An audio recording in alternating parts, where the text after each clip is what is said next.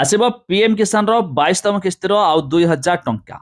जदि आपण भी जने पीएम किसान अर्थात किसान योजनार हिताधिकारी आपण एथिरे टंका पाउछंती यह जानिथिबे जाकि 21तम किस्तिर टंका जमे देखि पारुथिबे नवेम्बर 19 तारिख रे सरकार मध्य टंका पठाइथिले। एबे आसीबाक रहिछि 22तम किस्ती।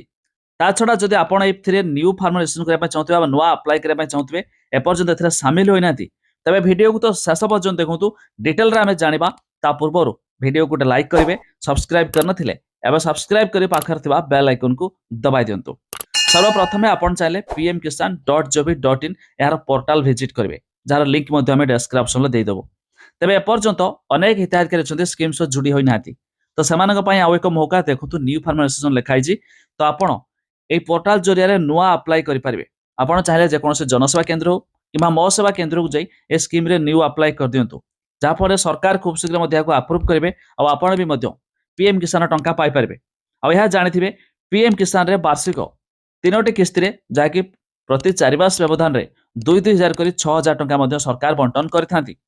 तबे स्कीम रे अनेक हिताधिकारी अछंती जो माने पर्यंत जुड़ी होई नाती तो समाने चाहिले नुवा अप्लाई करि पारिबे और अप्रूव हेबा परे समाने मध्य टंका पाई पारिबे। ता छडा यह भी जानतो जो माने नुवा नुवा एथरे अप्लाई करूछंती तो समानकर नाम भी मध्य लिस्ट रे जुड़ी हि जाउछि। तो किसी लिस्ट भी मध्य आपण चैनल देखि पारे। पोर्टाल विजिट करिया परे बेनिफिशियरी लिस्ट रे क्लिक करेंगे, जमेति कि मु लिंक देबी डिस्क्रिप्शन रे। तो एठी देखंतु हमर स्टेट जेहेतु आमे ओडिसा तो आपण ओडिसा वगैरह देकी तापर आपणकर डिस्ट्रिक्ट जो डिस्ट्रिक्ट देखा चाहते धर जो मु बालेश्वर दे देली आपण जो ब्लॉक देखिया पय चाहते से ब्लॉक दे देबे। तापर आपणकर विलेज नाम देकी गेट रिपोर्ट रे क्लिक कला परे आपण मान मध्य लिस्ट सब देखि परिबे। कहीं जिते थर सरकार टंका देउछंती ता पूर्वर जो नुआ नुआ अप्लाई करुछंती तो समानकर अप्रूव पर मध्य लिस्ट रे नाम आसी होछि।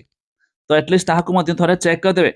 सबठारु बड़ कथा सरकार टंका जते थर पठाउछंती बहुत हिताधिकारी अछंती सामाने मध्य टंका पाउ नाहंती काहेकि ना सामाने ई केवासी कराउ नाहंती। तो आपण चाहिले एथरे ई केवासी कर नेबे आधार बेस्ड ओटीपी थ्रू रे आपण माने ई केवासी हे जाउछि, जाहाकु जो माने ई केवासी कर नथिबे सरकार टंका पठाले भी समान खाता रे जमा हेउ नाही। तेबे खूब शीघ्र आपण को आसीबाक जाउछि 22तम किस्तिर आउ 2,000 टंका। तो जो माने जमेति कि कहली नुआ अप्लाई कर दियंतु ता छा लिस्ट भी चेक कर दियंतु, केवाईसी मध्य कंप्लीट करा दियंतु, जाफल सरकार टंका पठाले भी आपण खाता रे मध्य टंका जमा होई जिवो।